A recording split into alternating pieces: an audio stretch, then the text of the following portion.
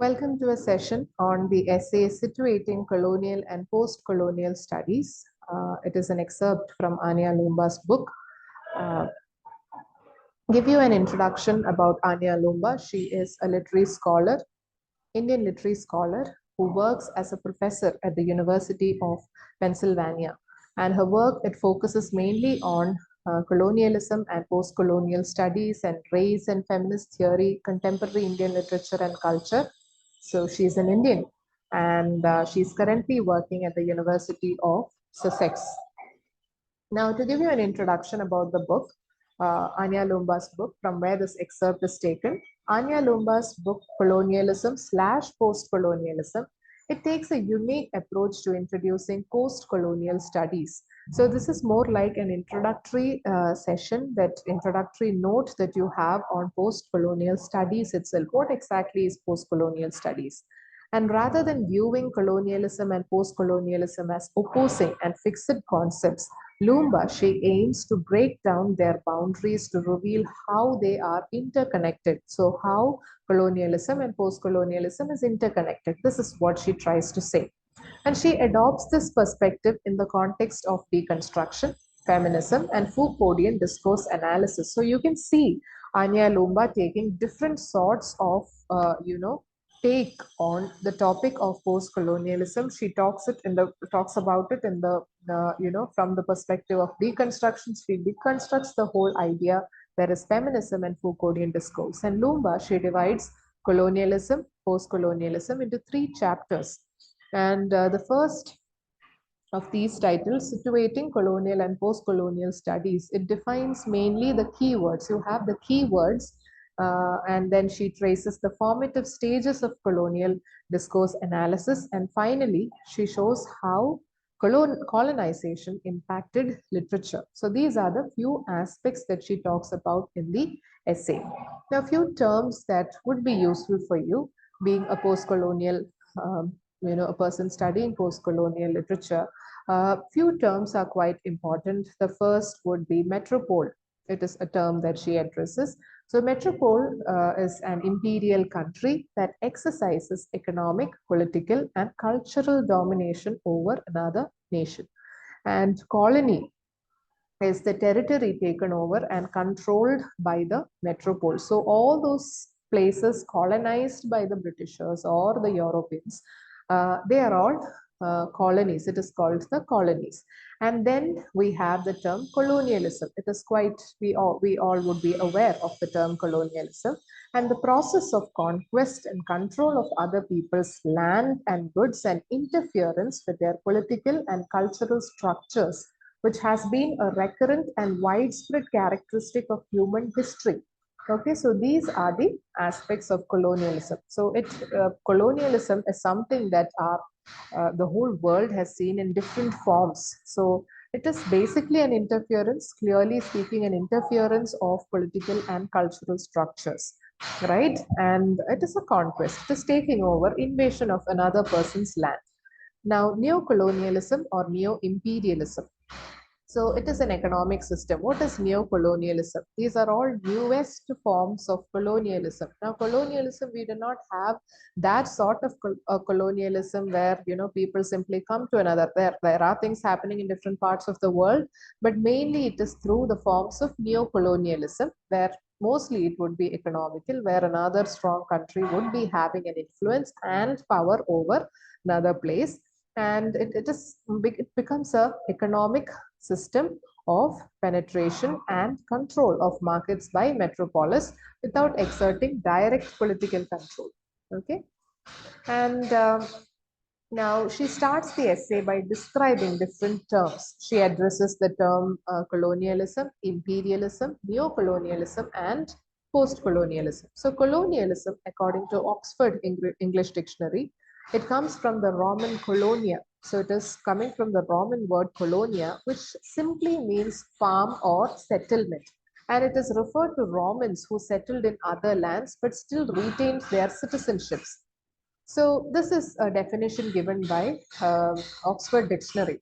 A settlement in a new country, a body of people who settle in a new locality, forming a community subject to or connected with their parent state, The community so formed consisting of original settlers and their descendants and successors as long as the connection with the parent state is kept up.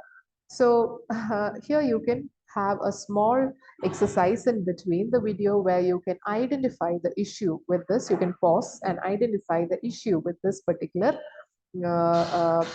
definition, and then you can add it in the forum as well. So moving on, it evacuates the term, the definition that you just saw. It basically evacuates the word colonialism of any implication between the encounters of people or the conquest or domination. It's simply some people coming and having a fun time. That is the meaning given. So there is no hint of the new locality, that the new locality may not be exactly new. There were people living there before, and no hints of the natives or the indigenous tribes. So colonialism, it is not an identical process, but everywhere it locked the original inhabitants and newcomers in one of the most traumatic relationships. And the things that were included in the colonialism, it was trade, plunder, negotiation, warfare, genocide, enslavement, and rebellion.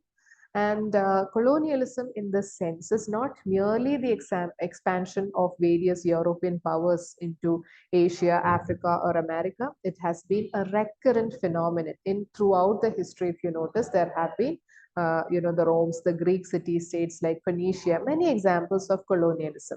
And the process of colonizing had a huge impact on the indigenous tribe, which is visible even today. Then Anya Lumba, she talks about the two C's, colonialism and capitalism, and how these two C's are connected. So European travelers, they ushered in a new and different kind of colonial practice, which altered the whole globe in a way that the other colonialism did not. How? By maintaining an economic power. So, according to Marx, modern colonialism was established alongside capitalism in the Western Europe. There was a flow of human and natural resources. So, one big difference between the early ancient colonialism and the European colonialism was the involvement of capitalism. Okay, there were huge trade happening between the colonies and the European countries which had colonized, and the profit always flowed back to the so-called mother country. And both the colonized and the colonizers, they moved. The colonizers moved mostly as administrators, soldiers, merchants, travelers, writers, and the colonized people, they moved as laborers, domestic servants, travelers, traders.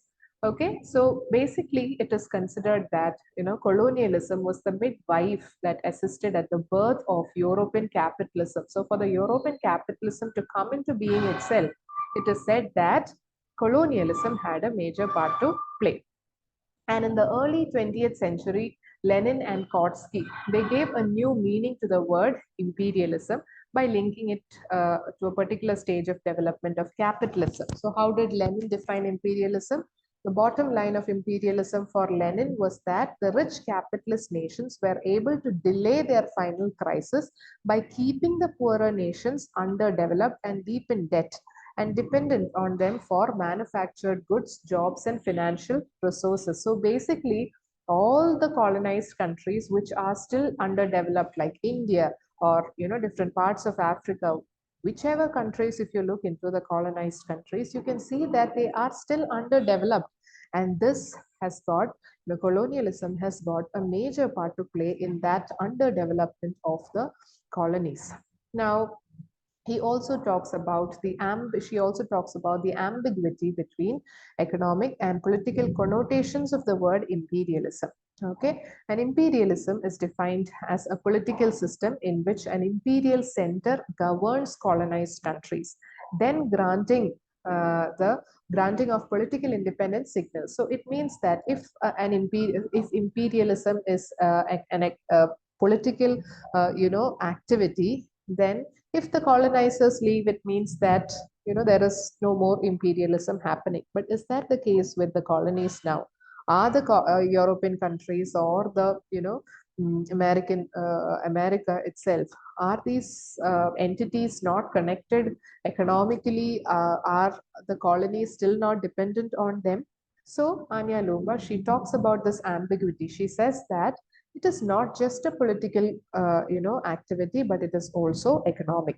What happens in the colonies as a consequence of imperial domination is colonialism or neocolonialism. So all the, even the recession or whatever happens in the colonies, think about India. All these things have got connection with a certain the other powerful place or a country. So Anya Lumba is saying that it's all connected to the imperial domination that still certain places have over the colonies, which is the newest form of the modern form of colonialism, which is neocolonialism. Thus, the imperial country is the metropole from which the power flows, and the colony or neo-colony is the place which it penetrates and control. Okay, so imperialism can function without formal colonies, but colonialism cannot. So imperialism is something that still happens while colonialism is not. And the new global order, it does not depend upon direct rule. However, it does allow the economic, cultural, and political penetration of some countries by the other. It still happens if you look into it, worldwide it happens. Then she addresses the question whether the colonies are actually post-colonial or not. There are still influences, or there are still power of these colonizers over the colonized countries. And then she talks about two different types of colonies. One is settler colonies, the other is, where settler colonies were like Australia and Canada, which has got more number of inhabitants from the colonizers' side, from the colonizers, uh, you know, I mean, their cultural group.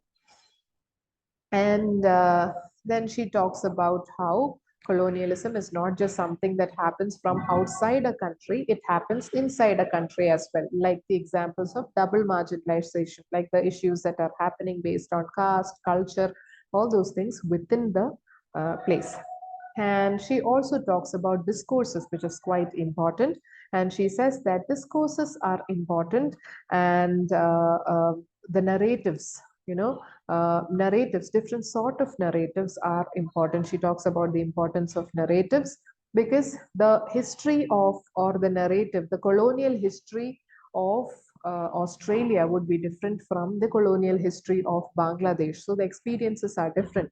So she talks about the importance of that difference. She talks about different narratives, and she gives two major contexts in which you should study post-colonial studies, which is, one is you should study the history of decolonization. Next, you should also understand the current revolution that has happened in Western intellectual traditions. Then she finally stops by talking about colonial discourse. Colonialism served as a means of exporting Western technologies and ideas. And Lumba underlines the relationship between colonialism and capitalist development.